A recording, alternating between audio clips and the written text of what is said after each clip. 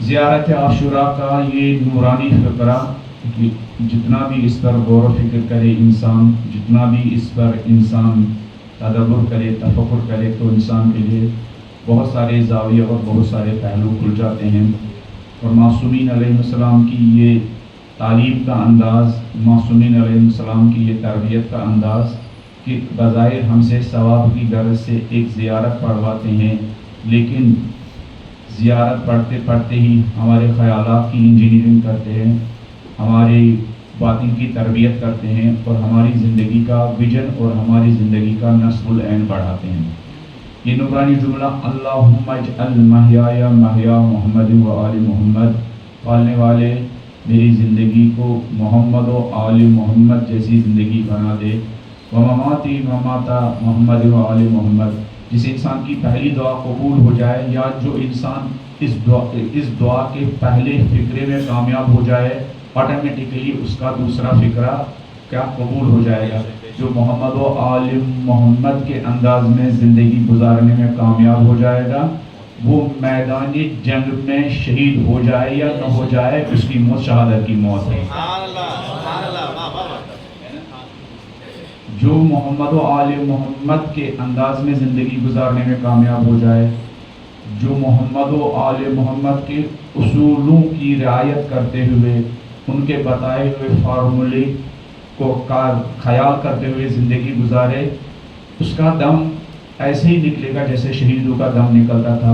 ان کی موت ویسے ہی ہے بھی ایسی حدیث کی، جو محمد و آل محمد کی محبت پر، وہ محبت نہیں جس کو میں اور آپ محبت کہتے ہیں، محبت کا دعویٰ بھی کرتے ہیں، اور ہمارے عمل میں تمام کیا دشمنان اہل بیت علیہ السلام کی، دشمنان اہل بیت علیہ السلام کی تمام قسم کی کیا وہ کوالٹیاں اور وہ نشانیاں پائی جاتی ہے۔ اسی لیے یہی نہج البلاغہ جو میرے ہاتھ میں ہے، ایک مرتبہ ایک صاحب نے مولا سے نصیحت کا تقاضا کیا، مولا مجھے نصیحت کیجیے۔ انسان کو بہت ساری ضرورتوں، جس طرح بہت ساری نیڈس ہے، بہت ساری ضرورتیں، جسمانی طور پر، روحانی طور بھی انسان کو بہت ساری ضرورتیں ہیں۔ ان میں سے ایک فنڈامنٹل اور بنیادی ضرورت ہے کہ کبھی کبھی اس کی روح تک کیا موعظہ اور نصیحت کا پیغام جانا چاہیے۔ نصیحت سن کر آدمی جاگ جاتا ہے، نصیحت سن کر آدمی اپنا دامن پکڑتا ہے، نصیحت سن کر آدمی اپنا گریبان پکڑتا ہے، نصیحت سن کر انسان اپنے حال پر کیا گریہ کرتا ہے، نصیحت سن کر انسان دوسروں کی طرف انگلی اٹھانے کے بجائے اپنی طرف انگلی کا کیا رخ موڑتا ہے، نصیحت سن کر انسان، موعظہ سن کر انسان اپنا وقت دوسروں کو تنقید کرنے کے بجائے اپنے اوپر تنقید کرنے پر کیا صرف کرتا ہے۔ اس لیے یہ جو نماز جمعے کا خطبہ کی تاکید کی گئی ہے، نماز جمعہ، اس لیے جو مرحومین کے قبرستان پر جانے کی تاکید کی گئی ہے، وہاں پر سلام پڑھنے کی تاکید کی گئی ہے، یہ سارے اس لیے کہ انسان تھوڑا اپنی بھی طرف کیا متوجہ ہو جائے۔ آج کی دنیا کی سب سے بڑی پرابلم یہ کہ انسان دنیا کو سنوارنے میں لگ گیا ہے، لیکن اپنے آپ کو بھول گیا۔ بقول شاعر ڈاکٹر اقبال کے، ڈھونڈنے والا ستاروں کی گزرگاہوں کا اپنی دنیا کے افکار میں سفر کر نہ سکا۔ وہ انسان جو اب چاند پر سفر کرنے کے لیے گیا، چاند پر اپنی جگہ بنانے کے لیے گیا، چاند پر اپنے کیا کمالات کا علم گاڑنے کے لیے گیا، لیکن اس کو اپنے اندر کی دنیا کا کچھ بھی پتہ نہیں ہے۔ ہاں، باہر کی دنیا کے لیے کتنے اچھے اچھے راستے بنائے ہیں، باہر کی دنیا کو کتنا خوبصورت بنایا ہے، لیکن اندر انسان بہت تاریک ہے، اندر بالکل کیا ڈارکنیس ہے انسان کے اندر۔ ڈھونڈنے والا ستاروں کی گزرگاہوں کا، ستاروں میں مختلف قسم کے راستے، ستاروں تک کیسے پہنچوں، چاند تک کیسے پہنچوں، اسپیس تک کیسے پہنچوں، آسمان تک کیسے پہنچوں، اس میں لگا ہوا، اس میں صبح شام انسان مصروف ہے، لیکن اپنے اندر کی دنیا کی انسان کو پتہ ہی نہیں ہے، اندر کی دنیا کا انسان کو پتہ ہی نہیں ہے۔ اور اندر کی دنیا کو کون ٹھیک کر سکتا ہے؟ انسان کی اندر کی دنیا کو محمد و آل محمد ٹھیک کر سکتے ہیں۔ محمد و آل محمد کی نگاہوں میں انسانی ویلیو، محمد و آل محمد کی نگاہوں میں انسانی قدریں، محمد و آل محمد کی نگاہوں میں انسانی شرافتیں، محمد و آل محمد کی نگاہ میں انسان کا احترام اور انسان کا ریسپیکٹ۔ ابھی ہم نے اس پر گفتگو نہیں کی، ہلکی دو چار چیزیں میں نے بیان کی ہے، لیکن اس سے پہلے ہم نے اس بات کی طرف اشارہ کیا، اگر یہ سمجھنا ہو کہ محمد و آل محمد کی نگاہوں میں انسانی قدروں اور انسانی ویلیوز اور انسانی شرافتوں اور انسانی ریسپیکٹ کا کتنی امپورٹنس ہے، تو اس کو سمجھنے کے لیے یہ دیکھنا ہوگا انسان سے نیچے کا جو مرتبہ ہے حیوان، اس حیوان کے رائٹس، اس حیوان کے حقوق، اس حیوان کے ریسپیکٹ کے بارے میں محمد و آل محمد نے کیا کہا. اگر انسان کو سمجھ آئے تو انسان خود ہی اس بات کا اعتراف کرے گا. جب حیوانوں کے محمد و آل محمد کی نگاہوں میں اتنا احترام ہے تو اشرف المخلوقات کے لیے محمد و آل محمد کی نگاہوں میں کیا احترام رہا ہوگا. ہمیں نہج البلاغہ سے دونوں ہی نمونے. میں نے سوچا تھا میں اب یہ جو حیوانوں کے بارے میں امام علی علیہ السلام کی گفتگو ہے، میں نے سوچا تھا اس کا وہ میں اب آگے نہ بڑھوں. اب 7-8 چیزیں مولا علی علیہ السلام کی تھی. آج میں تھوڑا سا کتابوں کو ادھر ادھر ڈھونڈ رہا تھا تو یہ جو مولا علی علیہ السلام کا لیٹر نمبر 25 ہے حیوانوں کے رائٹس کے بارے میں اس پر تھوڑا پڑھ رہا تھا تو امام صادق علیہ السلام نے یہ حدیث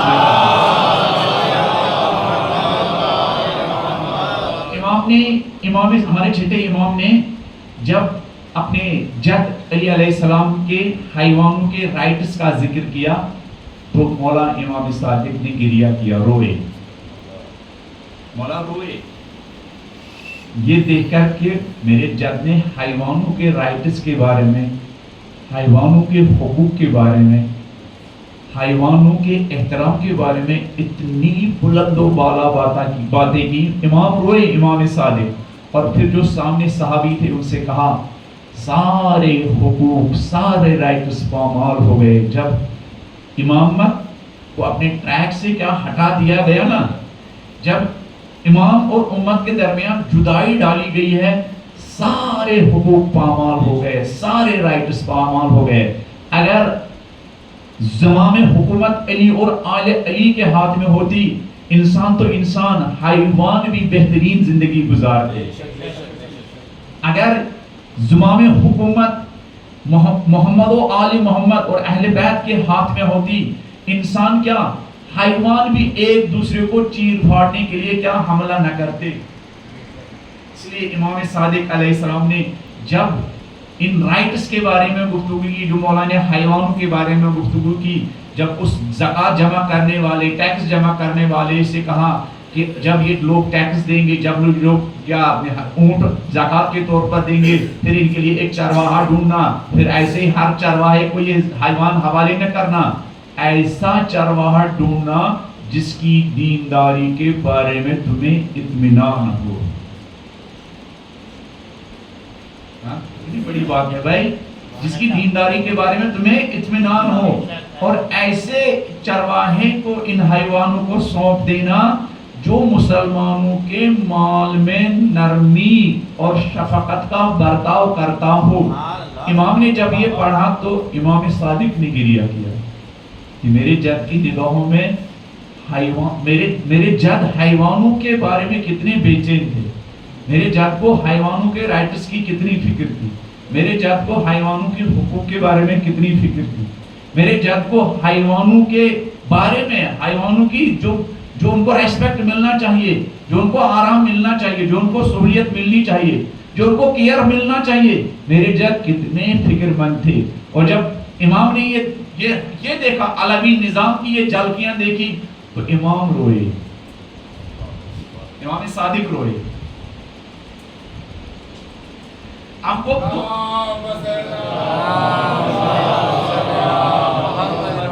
اپنے یہ دیکھ کر میرے اندر جذبہ پیدا ہوا کہ نہیں میں آپ کو سناؤں، میں آپ کو یہ سناؤں تاکہ جو لوگ کہتے ہیں اسلام دہشت گردی کا دین ہے ان کو جواب ملے. جس دین کو حیوانوں کے بارے میں اتنا خیال ہے وہ دین دہشت گردی کا دین نہیں ہو سکتا ہے.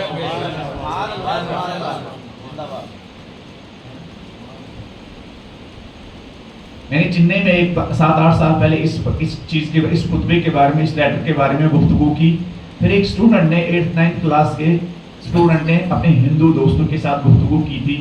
مثلا کل ایک طالب علم آئے تھے، انہوں نے ممبر پر یہ باتیں کہی، پھر ان کو وہ لیٹر نمبر 25 دکھایا تو وہ اسٹوڈنٹ مجھ سے کہہ رہا تھا، اب تو وہ ماشاءاللہ جاب کرتا ہے، کہ وہ ہندو اسٹوڈنٹ میں نہیں کہنے لگا کہ جس دین کے اماموں کو حیوانوں کے بارے میں اتنی فکر ہو، ان اماموں کا دین دہشت گردوں کا دین نہیں ہو سکتا ہے.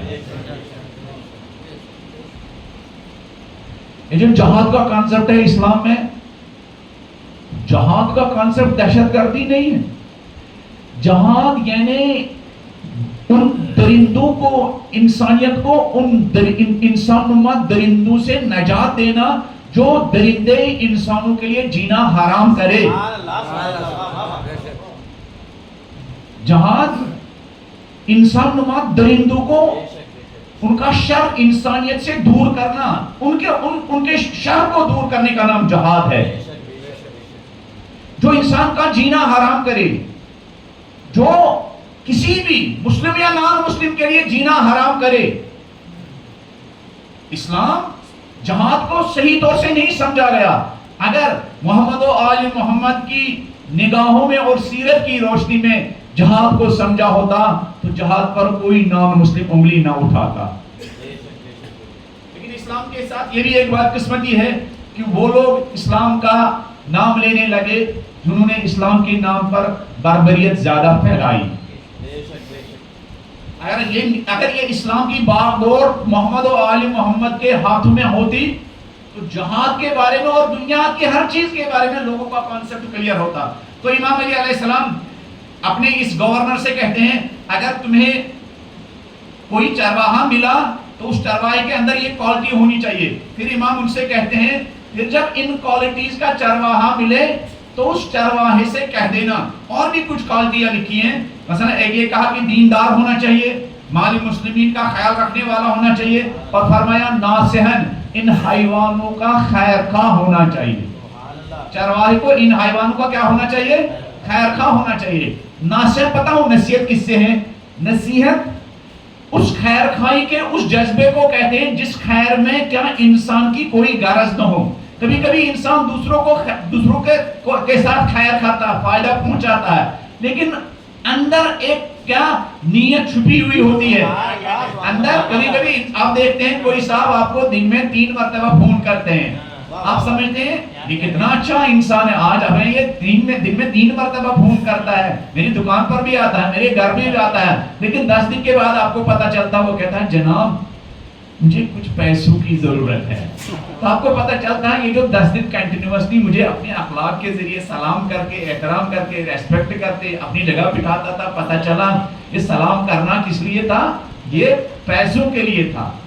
نصیحت کس کو کہتے ہیں؟ نصیحت اس خیر کو کہتے ہیں جس میں نصیحت کرنے والے کو کوئی اپنا فائدہ نہیں ہو. امام کہتے ہیں ایسے چرواہے کو ڈھونڈنا جس کو اپنی فکر نہ ہو بلکہ ان جانوروں کی فکر ہو. پھر فرماتے ہیں شفیقاً، ان جانوروں کو، ان حیوانوں کے لیے چرواہا ڈھونڈنا، وہ چرواہا مہربان ہونا چاہیے. چرواہا کیا ہونا چاہیے؟ چرواہا علی کے نظام میں حیوانوں کو سنبھالنے والے چرواہے کو مہربان ہونا ضروری ہے. اب جس انسان کو، جس جوان کو آدم کی بیٹی کو بیوی کے طور پر سنبھالنا ہو اس کے لیے کتنا مہربان ہونا چاہیے، ہے نا؟ چرواہے کے لیے شرط کیا ہے؟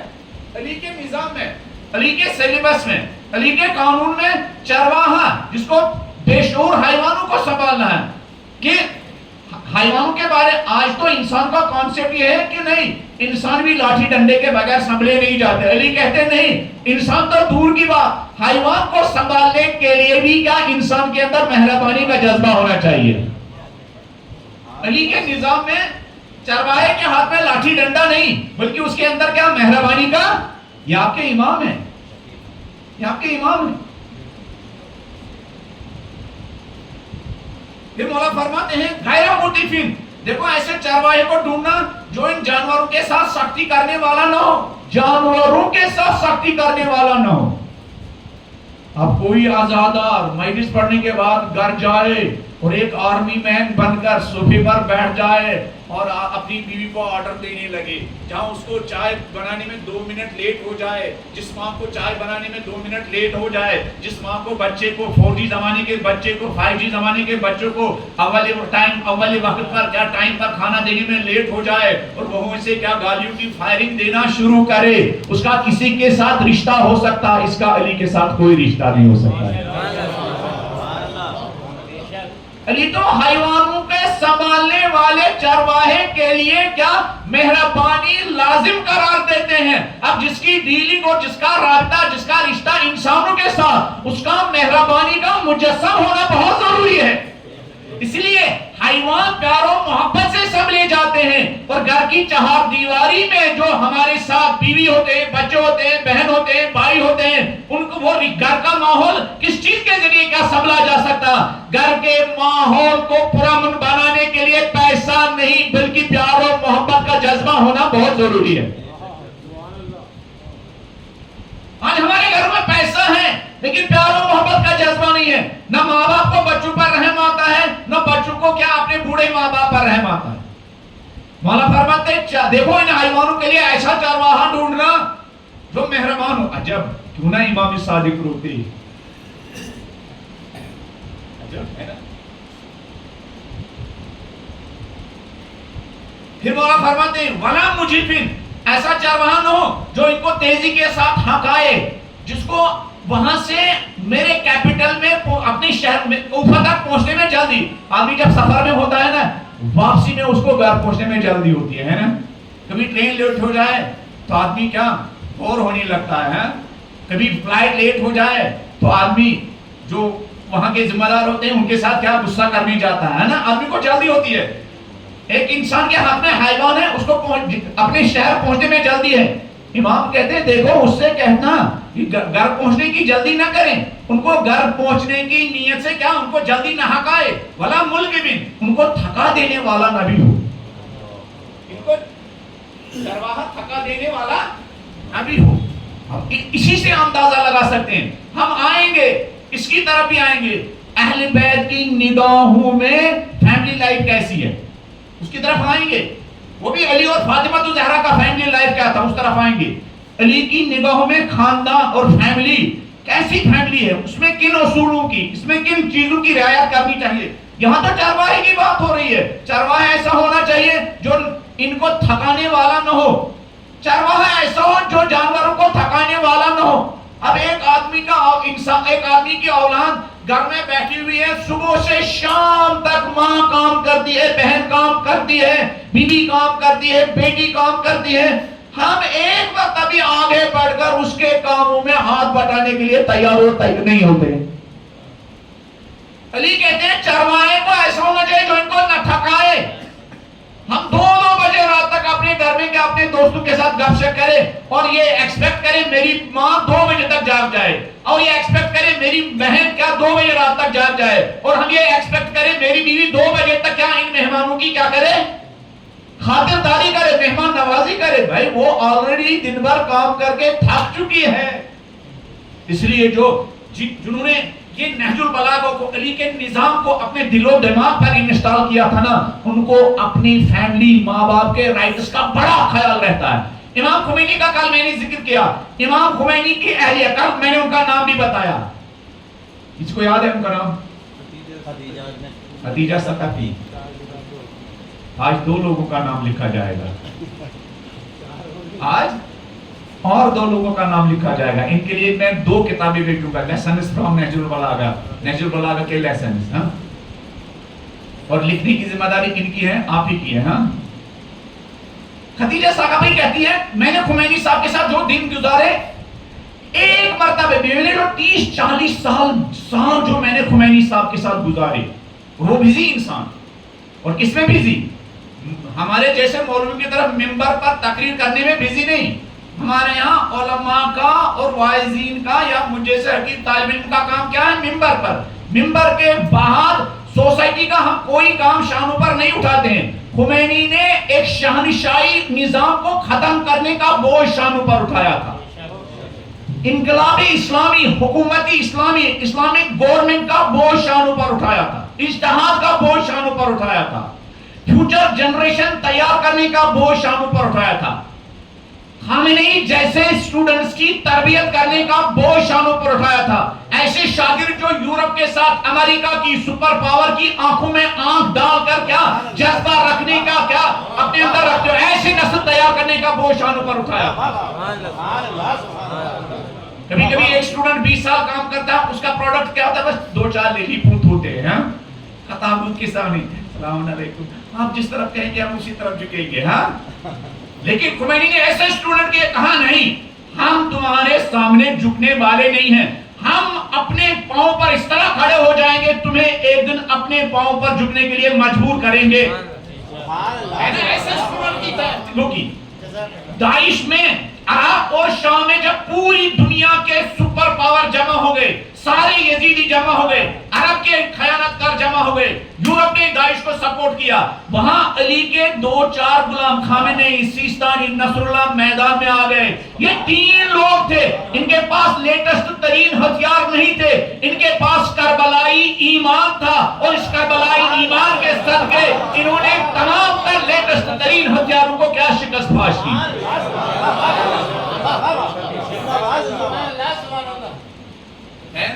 داعش کو کیوں لایا گیا تھا؟ داعش کو کیوں لایا گیا تھا؟ داعش کو اس لیے لایا گیا تھا کہ عراق پر یزیدیوں کا پرچم، وہاں عراق پر یزیدی حکمرانی کرے.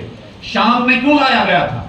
تاکہ ان یزیدیوں کے کچھ پر سارے یزیدی تھے، سارے لوگ تھے، ان کے پاس کیا تھا؟ کربلائی ایسے نسل کی تربیت کی تھی. لیکن ان کی اہلیہ کا بیان ہے، ختیجہ ثقفی کا بیان ہے، میں نے 30-40 سال جو خمینی صاحب کے ساتھ گزارے، کبھی بھی مجھے کسی چیز کا آرڈر اور حکم نہیں دیا. آسان بات نہیں ہے. کبھی یہ نہیں کہا خدیجہ میں اجتہاد کرنے میں مصروف ہوں، ذرا تھکاوٹ محسوس ہو رہی ہے، ایک کپ چائے لے کے آؤ. کبھی نہیں کہا. آسان بات نہیں ہے.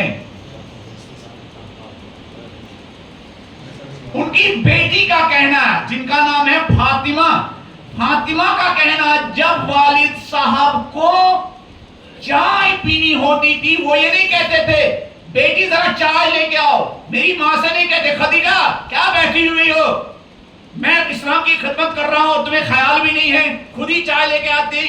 کہتے وہ خود کھڑے ہوتے تھے، کچن میں جاتے تھے، لائٹر یا ماچس ہاتھ میں لیتے تھے، چولہا جلانا شروع کرتے تھے، اور ان کے کھڑے ہونے سے ہمیں یہ اندازہ ہوتا تھا آقا کو چائے پینی ہے. لیکن 40 سال میں کبھی بھی اپنی اہلیت سے نہیں کہا یہ میرے کپڑے ہیں ان کی استری کرو، یہ میرے کپڑے ہیں ان کو دو، یہ میرے کام ہیں ان کو کر دو، فلاں ٹائم پر مجھے چائے چاہیے، فلاں ٹائم پر مجھے کھانا چاہیے. 40 سال تک کبھی آرڈر ہی نہیں دیا. اور ان کی بیٹی کا کہنا فاطمہ، جب دسترخوان بچھتا تھا گھر میں کوئی تب تک کھانے کو ہاتھ لگانے کی جرت نہیں کر سکتا تھا جب تک والدہ یعنی یہی خدیجہ دسترخوان پر نہیں آتی تھی کہ اس کھانا پکانے میں جس نے سب سے زیادہ محنت کی ہے یہ خلاف ادب ہے، ہم اس کے بغیر کھانے پر ہاتھ لگائیں.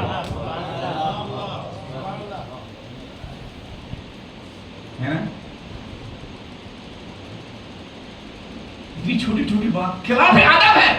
جس نے کچن میں اس گرمی میں یہ کھانا تیار کیا ہے اور ہم حیوانوں کی طرح کھانا شروع کریں. بھئی انسانوں کی طرح کھانا کھاؤ. پہلے یہ احساس رکھو جس نے سب سے زیادہ محنت کی ہے وہ بھی دسترخوان پر آ جائے پھر کھانا شروع کرے. انہی کی اسی فاطمہ کا کہنا ہے. کبھی کبھی ایسا ہوتا تھا کھانا بہت پھیکا ہوتا تھا، اتنا پھیکا دل کرتا تھا کہ کھڑے ہو جائے اور وہ لقمہ منہ سے کیا باہر پھینکے. اور جب ہماری یہ حالت ہوتی تھی تو والد صاحب یعنی خمینی ہماری ماں خدیجہ ثقفی کی تعریف کرنا شروع کر دیتے تھے. خدیجہ خدا تیرے ماں باپ کو کروٹ جنت نصیب کرے جس نے اتنا لذیذ اور اچھا کھانا بنانے کی تمہیں تربیت دی ہے. پھیکا کھانا ہوتا تھا، دل نہیں کرتا تھا وہ کھائے، لیکن وہ اس پھیکے کھانے کو کھاتے وقت بھی ہماری والدہ کے مرحوم ماں اور مرحوم باپ کو کیا دعائیں دیتے تھے. خدا تیری ماں کو کروٹ جنت نصیب فرمائے، تیرے باپ کو کروٹ جنت نصیب فرمائے. کتنا لذیذ اور کتنا ٹیسٹی کھانا بناتی ہو. ہمیں لوگوں کا شکریہ کرنا بھی نہیں آتا ہے. آج کی جنریشن کو ممی ڈیڈی کا شکریہ کرنا بھی نہیں آتا ہے.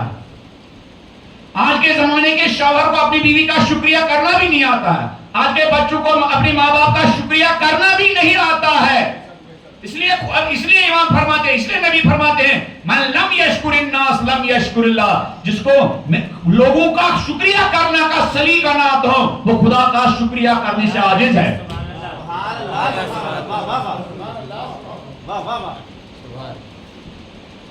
ورنہ کھاتا پیتا تو کھاتے پیتے تو حیوان بھی ہے, لیکن انسان کی طرح کھانا. مولا فرماتے ہیں قربان علی کے کلام پر, اللہ اکبر واللہ ایسے امام ہیں ہمارے.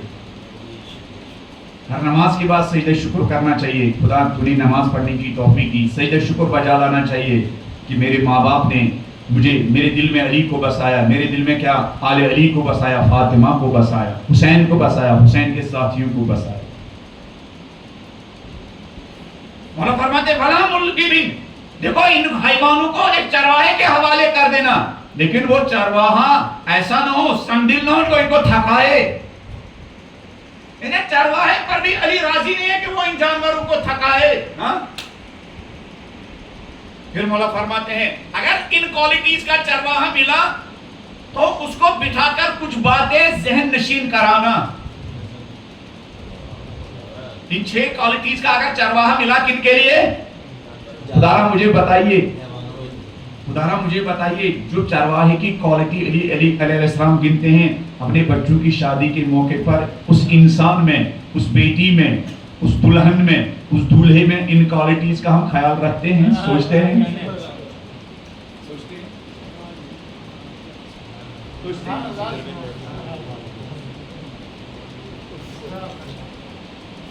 یہ میری باتیں نہیں ہے, یہ نحس البلاغہ ہے,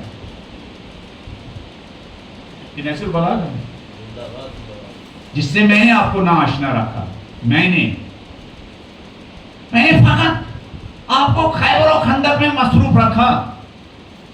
وہ جو علی نے اپنے زمانے میں کیا خیبر و خندق کی فتح, میں اکثر ایک جملہ کہتا تھا علی کی فتح خیبر و خندق تک محدود نہیں تھی, آج بھی علی علیہ السلام کا فتح کا سلسلہ جاری ہے.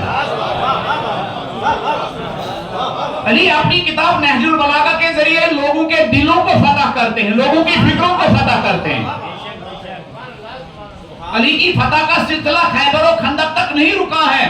علی علیہ السلام آج بھی یورپ میں, امریکہ میں, انٹلیکچوئل طبقے میں, دانشوروں میں, اہل فکر میں, اہل دانش میں, اہل معرفت میں, جب علی علیہ السلام کی نہج البلاغہ کا چرچا ہوتا ہے تو علی علیہ السلام ان کی فکروں کو تذکیر کرتے ہیں, ان کی فکروں کو فتح کرتے ہیں. علی کی فتح کا سلسلہ قیامت کی صبح تک جاری رہے گا. اب میں اگر اس طرف جاؤں وہ نمونے بتاؤں نان مسلمز کے ریمارکس نہج البلاغہ کے بارے میں, میں اگر مجھے موقع ملا میں تب بتاؤں گا, اس کی طرف آؤں گا. پھر مولا فرماتے ہیں ہماری گفتگو اللہم اجعل محیایا محیا محمد و آل محمد, زیارت عاشورہ. زیارت عاشورہ بھی کیا ہے؟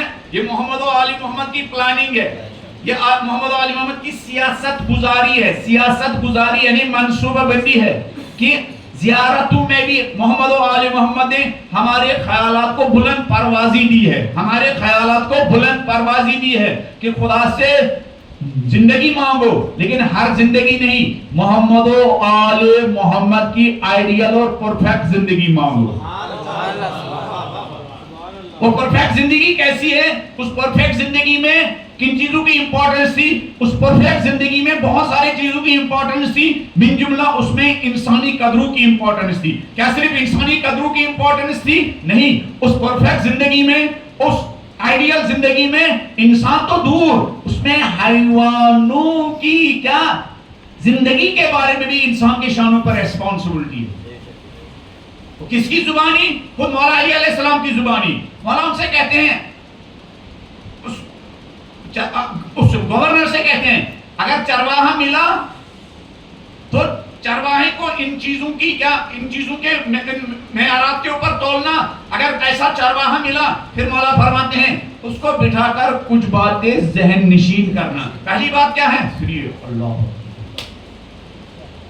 علی کہتے ہیں اگر ان 7 کوالٹیز کا چرواہا ملا تو اس چرواہے کو بٹھانا, اس کے ذہن میں یہ بات ڈالنا اونٹنی اور اس کے بچے کے درمیان جدائی نہ ڈالے.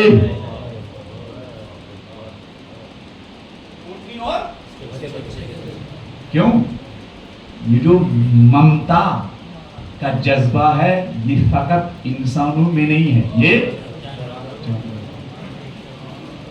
2014 میں ہمارے یہاں سیلاب آیا تھا 2014 میں. منظور بھائی نے آپ کو بتایا بہت خطرناک سیلاب ہے, سری نگر تک بھی ڈوب گیا. میں دریا کے بند پر تھا, جہلم کی دریائے جہلم جو ہے اس کے بند پر تھا. ایک کتیا تھی, اس دریا سے باہر ایک مکان تھا, اس کتیا کے بچے کیا وہیں پر پھنس گئے تھے. اس دن میں نے دیکھا کہ وہ کتنی بے قرار تھی وہ کتیا اپنے بچوں کی وجہ. اس دن میں نے احساس کیا پالنے والے نے حیوانوں کے درمیان بھی یہ ممتا کا جذبہ ڈالا ہے. ابھی بھی میری نگاہوں کے سامنے میں اس کتیا کی بے قراری, ارے اتنی بے قرار تھی نہ پوچھئے. بار بار پانی میں جا رہی ہے, بار بار کیا اچھل کود کر رہی ہے, بار بار بے قراری کر رہی ہے. کسی طرح جو ارد گرد لوگوں کو سمجھا رہی ہے اپنی حرکتوں سے, اپنی اچھل کود سے, میرے بچے پھنسے ہوئے ہیں, ذرا میرے بچوں کو پانی سے کیا. اس نیچرل چیز کی طرف, فطری چیز کی طرف مولا علی علیہ السلام اس گورنر سے کہتے ہیں چرواہے کو کہہ دینا, دیکھو اس سے کہہ دینا اگر اونٹنی ٹیکس میں ملی ہے, اگر اونٹنی زکوٰۃ میں ملی ہے تو اس چرواہے سے کہہ دینا کہ جب وہ سفر طے کرے تو اس اونٹنی کے ساتھ ساتھ اس کا بچہ بھی ہو. اونٹنی اور اس کے بچے کے درمیان جدائی نہ ڈالنا. یہ کیا کی بات ہے؟ یہ آج کی بات نہیں ہے جب ہیومن رائٹس اور جانوروں کے رائٹس کے بارے میں گفتگو ہو رہی ہے. یہ آج سے 1400 سال پہلے کی بات ہے, یہ پتھر کے زمانے کی بات ہے. اب تھوڑا اس زمانے طرف جائیے جہاں لوگ ایسے ذبح ہوتے تھے, کیا جانوروں کی طرح ذبح ہوتے تھے. یہ اس زمانے کی بات ہے جب جنگ شروع ہوتی تو سال تک کیا وہ جنگ جاری رہتی تھی. اس زمانے علی علیہ السلام حیوانوں کے رائٹس کے بارے میں اپنے گورنر سے کہتے ہیں ان اونٹوں کو ایک ایسے چرواہے کو دینا اور اس جس کے اندر یہ کوالٹیز پائی جاتی ہو, اور اس چرواہے سے کہہ دینا کہ اگر اس ٹیکس میں, اگر اس زکوٰۃ میں اونٹنی ملی اور اونٹنی کا بچہ ہو تو خبردار اونٹنی اور اس کے بچے کے درمیان جدائی نہ ڈالنا. اور پھر جب علی علیہ السلام اونٹنی اور اس کے بچے کے درمیان جدائی پر راضی نہ ہو تو کیسے اس عزادار سے راضی ہو جائیں گے جو اپنی مرضی سے, اپنی خواہشات کی وجہ سے کیا اپنی اہلیہ کو کیا طلاق دے یا اس کو اپنے ماں باپ کے گھر چھوڑے اور اس کا خیال بھی نہ ہو کہ نہیں بچے ہیں, ان بچوں کا کیا ہوگا. علی اس بات پر راضی نہیں ہے اونٹنی اور اس کے بچے کے درمیان جدائی ہو. وہ کیسے راضی ہو گے آدم کی بیٹی اور اس کی بچوں کے درمیان جدائی ہو.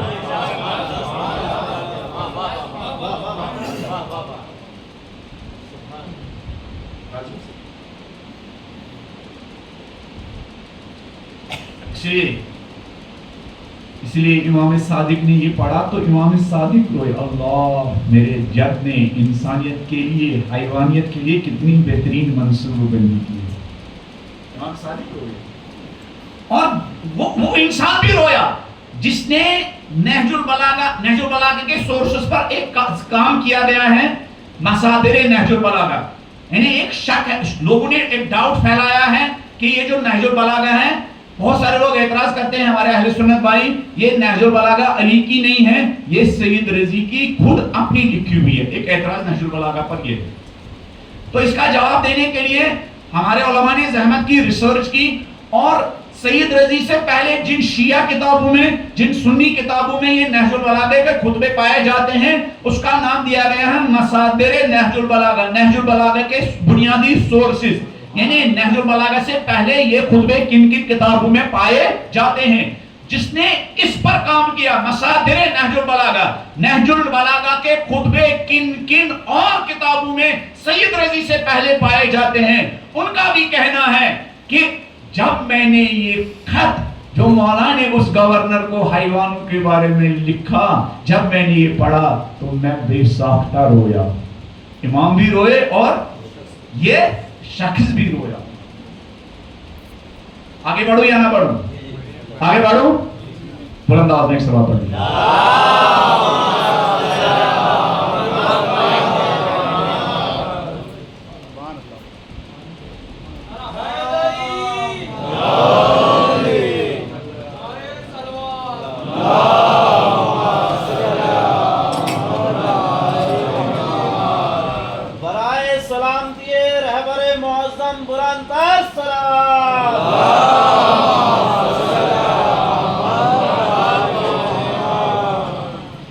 قربان علی پر اور قربان ان لوگوں پر جنہوں نے ہمیں علی سے آشنا کیا. قربان ایسے ماں باپ پر جن ماں باپ نے ہمارے دلوں میں علی کو بسایا. قربان ان لوگوں پر جنہوں نے اپنی زندگیاں علی کا پیغام عام کرنے کے لیے وقف. پھر مولا فرماتے دیکھو اس چرواہے کو بٹھانا اور اسے کہہ دینا کہ اونٹنی کا سارا دودھ نہ لینا نہ نکالنا کہ اس کے بچے کے لیے پینے کے لیے کچھ نہ رہ جائے. اونٹنی اپنی ضرورت کے لیے تم دودھ لے سکتے ہو لیکن اس کے لیے کچھ دودھ چھوڑ دینا تاکہ اس بچے کو کیا نقصان نہ پہنچنے پائے. حیوانوں کے بارے میں فکر مند علی. اگر آج علی ہوتے تو غزہ کے بچے کے بارے میں کتنے فکر مند ہوتے. نظامی امامت کتنا امپورٹنٹ ہے انسانوں کے لیے. علی جیسے حکمرانوں کی حکومت کے تحت زندگی گزارنا کتنا امپورٹنٹ ہے. علی اس بات پر راضی نہیں ہے کیوں کہ اس کا گورنر اس کا چرواہا ہے اونٹنی سے اتنا دودھ نکالے اس کے بچے کے لیے کچھ نہ رہے, وہ بھوک رہ جائے, وہ اپنا پیٹ بھرے لیکن اس اونٹنی کے بچے کو کیا بھوکا رکھنے کے لیے مجبور ہو جائے. علی اس پر راضی نہیں ہے. اللہ اکبر. اگر آج علی ہوتے کیا وہ اسرائیل کو اس طرح کی بربریت کرنے کی اجازت دیتے؟ لوگ کہتے ہیں نا کہ فلسطین کا نام نہیں لینا چاہیے. اس چیز کو دیکھ کر انداز ہوتا ہے اگر آج علی ہوتے, اگر آج حسین ہوتے تو ان کے ہاتھ میں جس ظالم کے خلاف ان کی تلوار ہوتی تو وہ نیتن یاہو کے خلاف علی کے ہاتھ میں تلوار ہوتی. وہ علی جو حیوانوں کے بارے میں اتنا کیئر کرتے ہیں, اتنا فکر مند ہے, وہ 40,000 لوگ مر جائے جس میں 7-8 ہزار بچے ہوں جن کے اسکول برباد ہو, جن کے گھر برباد ہو, جن کی مسجدیں برباد ہو, جن کے ہاسپٹل برباد ہو, جن کے ہاسپٹل بمباری ہو, جن کے اسکول پر بمباری ہو, جن کے ٹینٹوں پر بمباری ہو. اگر علی کے زمانے میں یہ ہوتا تو علی علیہ السلام کو سکون ملتا, علی کو چین ملتا. علی چرواہے سے کہتے ہیں کہ دیکھو خبردار اونٹنی کے یہاں سے اتنا ہی دودھ نکالنا کہ تمہارا پیٹ بھر جائے, کہیں اس کا بچہ بھوک سے نہ مر جائے. راضی نہیں ہے. یہ محمد و آل محمد کا لائف سٹائل ہے. اللہم اجعل محیا محیا محمد و آل محمد. امام رضا علیہ السلام ہمارے 8ویں امام,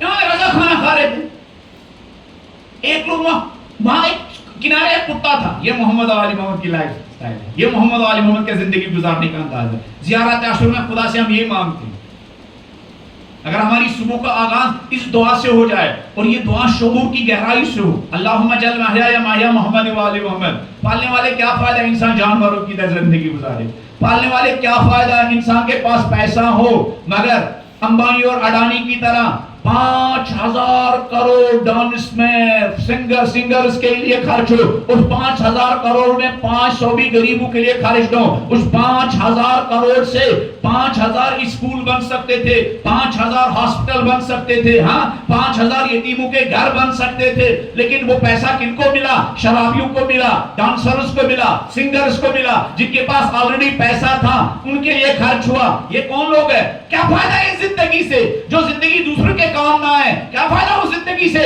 جو حیوانی کیا خواہشات کو پورا کرنے کے لیے انسان کے لیے کیا وہ زندگی اس کے لیے صرف ہو؟ پالنے والے زندگی دے تو کوالٹی کی زندگی, اور ہر کوالٹی بھی نہیں, محمد و آل محمد کی کوالٹی کی زندگی دے دے.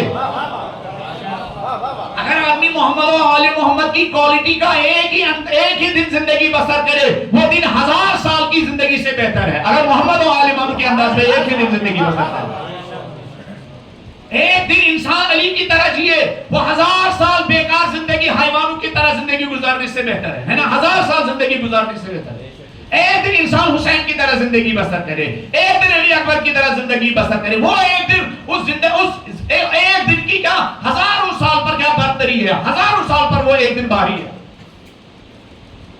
یہ بھی کون سی زندگی ہے؟ آدمی 5,000 کروڑ خرچ کرے کس لیے؟ یاد رہے میرے بچوں کی شادی. کچھ لوگ گناہوں کے ذریعے یاد کیے جائیں گے, کچھ لوگ خدمت کے ذریعے یاد کیے جائیں گے, کچھ لوگ دولت بربادی کے راستے میں خرچ کر کے یاد کیے جائیں گے, کچھ لوگ دولت آبادی کے راستے میں خرچ کر کے یاد کیے جائیں گے. ہاں کچھ لوگ زندگی اپنا مال اور اپنا سرمایہ انٹرٹینمنٹ کے راستے میں خرچ کرنے کے ذریعے یاد کیے جائیں گے. کچھ لوگ لوگوں کی زندگی میں خوشی لانے کے لیے اپنے ہاتھ پسینے کی کمائی خرچ کر کے یاد کیے جائیں گے. امام رضا علیہ السلام کھانا کھا رہے تھے. اللہم اجعل محیایا محیا محمد و آل محمد. وہاں ایک کنارے کتا تھا, ایک لقمہ کتے کو کھلاتے تھے اور ایک لقمہ خود کھاتے تھے. ہمارا جیسا بولا بالا شیعہ وہاں گیا, اس کو غصہ آیا, کتا میرے امام کی کھانے میں خلل ڈال رہا ہے نا. کبھی کبھی ہمیں لوگ سوال کہتے ہیں مولانا جس نیاز پر فاتحہ پڑھا گیا ہو وہ نان مسلم کو دے سکتے ہیں. میں ان سے کہتا ہوں اس پر کس نے فاتحہ پڑھا ہے؟ آپ نے پڑھا ہے. ارے وہ جو علی علیہ السلام کے ہاتھوں کا لقمہ تھا, وہ جو بی بی فاطمہ الزہرا نے چکی پیس کے تیار کیا تھا, وہ بھی نان مسلموں نے کھایا. ارے آپ کا نیاز پتہ نہیں خدا کی بارگاہ میں قبول ہوگا یا نہیں, پتہ نہیں آپ نے اس کا خمس دیا تھا یا نہیں, پتہ نہیں یہ حلال کمائی کا ہے یا نہیں.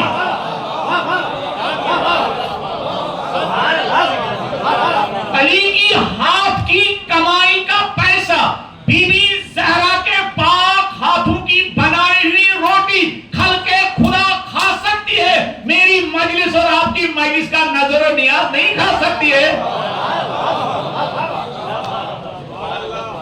ایسا سوال کیوں پیدا ہوگا؟ ہم نے روح اہل بیت کو نہیں سمجھا ہے. اہل بیت کی زندگی کا سپرٹ, اہل بیت کی زندگی کا راز میں نے اور آپ نے ابھی نہیں سمجھا. اگر سمجھا ہوتا تو اس طرح کے وسوسے اور اس طرح کے شیطانی خیالات میرے اور آپ کے ذہن میں نہ آتے.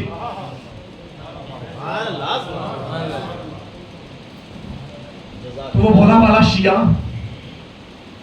امام سے کہہ رہا, آقا اجازت ہو تو میں اس کتے کو بھگا دیتا ہوں. میرے آقا کے, میرے مولا کے کھانے میں کیا کر رہا ہے؟ قربان نسل فاطمہ الزہرا تھا. کہا نہیں. کہا کیوں؟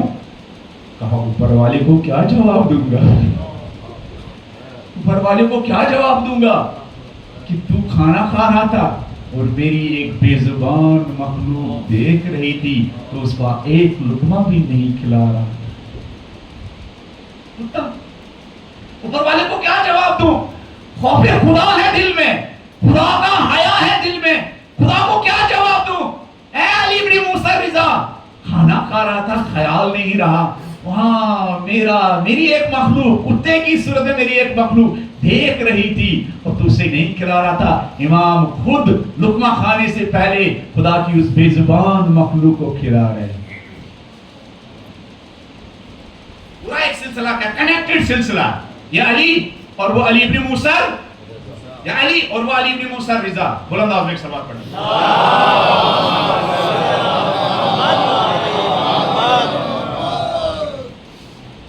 آگے بڑھوں یا بس کروں؟ آپ میں سے بہت سارے لوگ تھکے ہوئے ہیں, سفر میں تھے آپ لوگ.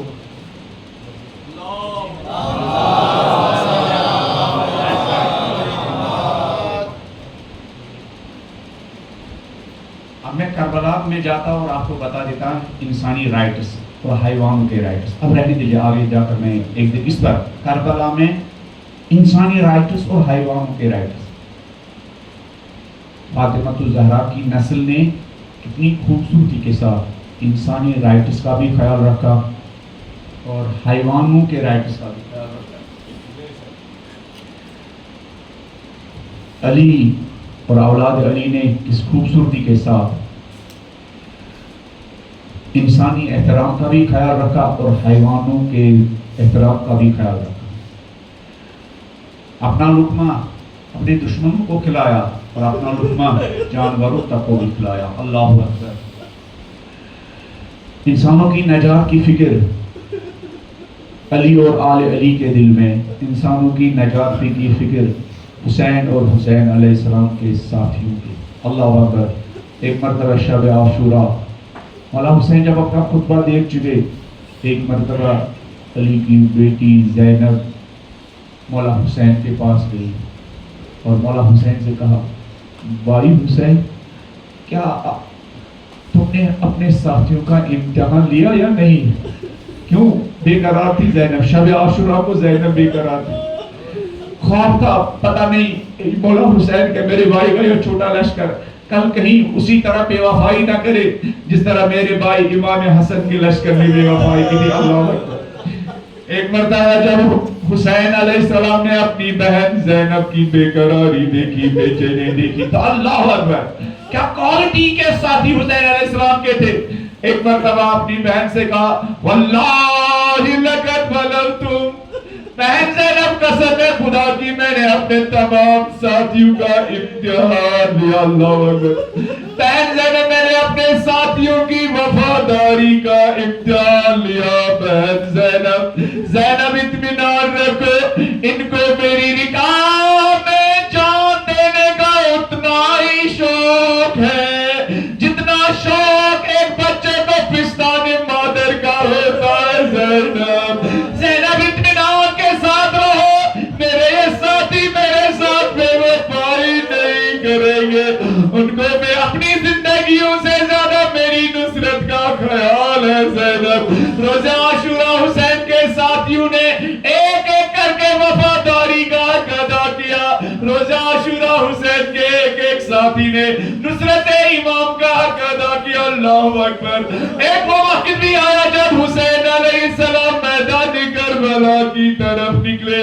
حسین علیہ السلام کا امتحان ختم ہوا، اس کے بعد فاطمہ کی بیٹی زینب کے امتحان شروع ہوئے. اللہ اکبر. زینب کا پہلا امتحان کیا تھا؟ جب حسین میدان کربلا میں تھے تو تلے زینب پر علی کی بیٹی زینب دیکھ رہی تھی. اللہ اکبر. کیا دیکھ رہی تھی بہن؟ اللہ اکبر. وہ بہن دیکھ رہی تھی وہ شمر جان سنرا صدر الحسین. زینب تلے زینب یہ پر دیکھ رہی تھی. ارے وہ سینہ جس کو نبی لگنے سے لگاتے تھے اس سینے پر شمر سوار ہو چکا ہے. تلے زینب یہ پر حسین نے زینب حسین کی بہن زینب دیکھ رہی تھی جس شمر کند خنجر سے حسین کا سر جدا کر رہا ہے. ایک مرتبہ زینب سے رہا نہیں گیا، اپنے نانا کو یاد کیا، آواز دی نانا یا جدہ. ارے میرے نانا ذرا کربلا یہ نانا جس حسین کو آپ گلے سے لگاتے تھے نانا، اس کے سینے پر شمر سوار ہو چکا، خود خنجر سے حسین کا سر تن سے جدا کر رہا ہے نانا. لعنت اللہ علی القوم الظالمین سيعلم الذين ظلموا أي منقلب ينقلبون. إنا لله وإنا إليه راجعون. رزق بقضائه وتسليما لأمره. پالنے والے کربلا کے شہیدوں نے اپنے وقت کی امام کی وفاداری کا حق ادا کیا. پالنے والے ہم سب کو پردہ غیب میں رہنے والے امام زمانہ کا وفادار شیعہ بننے کی توفیق عطا فرما. پالنے والے کربلا کے شہیدوں نے نصرت امام کا حق ادا کیا. پالنے والے ہم سب کو اپنے وقت کے امام زمانہ کا ناصر و مددگار بننے کی توفیق عطا فرما. پالنے والے کربلا کے شہیدوں نے اپنا سب کچھ حسین کے راستے میں خرچ کیا. پالنے والے ہم سب کو طرح طرح کی نعمتوں سے نوازا. پالنے والے وہ تمام نعمتوں کو، وہ تمام زندگی، وہ تمام مال و دولت امام زمانہ کے راستے میں خرچ کرنے کی توفیق عطا فرما. پالنے والے ایسی زندگی جو امام زمانہ کے کام آئے، ایسی زندگی بسر کرنے کی توفیق عطا فرما. پالنے والے ایسا مال جو امام زمانہ کے مشن کی آبیاری کے راستے میں خرچ ہو، پالنے والے ایسا مال ہم سب کو نصیب فرما. پالنے والے ایسے دوست جو ہمیں انگلی پکڑ کر امام زمانہ کے راستے پر چلنا سکھائے، پالنے والے ایسے دوست ہم سب کو نصیب فرما. پالنے والے ایسی صلاحیت ہے، ایسا ٹیلنٹ جس کے ذریعے ہم امام زمانہ کی خدمت کر سکے، پالنے والے ایسی صلاحیت اپنے اندر، اپنے بچوں، اپنے جوانوں کے اندر پیدا کرنے کی توفیق عطا فرما. پالنے والے ایسی زندگی جس کا خریدار زہرا کا مہدی بنے، پالنے والے ایسی زندگی ایسی جوانی بسر کرنے کی توفیق عطا فرما. پالنے والے جن مرحومین نے ہمارے دلوں میں محمد و آل محمد کی محبت کو بسایا، پالنے والی اس مجلس کے ثواب کے صدقے ان تمام مرحومین کو کروٹ کروٹ جنت نصیب فرما. محترم حسین